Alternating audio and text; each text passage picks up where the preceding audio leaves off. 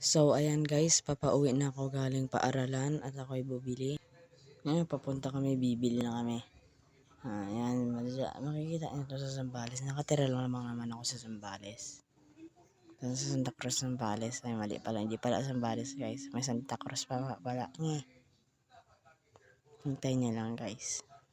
Ayan na, kakanan na tayo. Ayan, mga dalawang nag-uusap doon.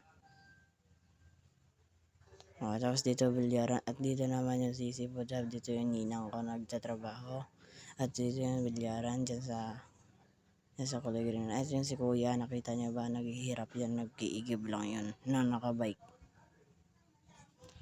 Ayan ang bilyaran.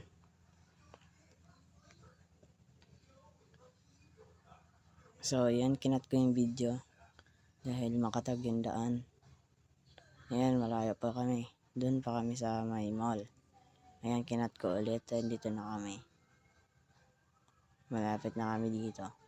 Malapit na kami sa tutungan namin pala. Ayan yung mall. Mall ng Santa Cruz Zambales. Maganda ba? Comment nyo lang kung maganda. So yan pala yung nabili ko guys. Masarap yun. At yung binili ko pala, 2 bread roll, 2 baso. At 4 na yun. At saka 2 kikiam. Yung isa maanghang, yung isa hindi. Matamis yung isa. Para din sa kapatid ko, pati yung bread roll na isa na binili ko. Siyempre, hindi tayo magpapainggit. Siyempre, bibigyan din natin siya. Ayun, ito, ginagawa to dito sa may tabi ng truck dealer. Basta yun, hindi ko alam. Ayan, malapit na kami sa bahay. Kakanan kami dito. Ayan, guys.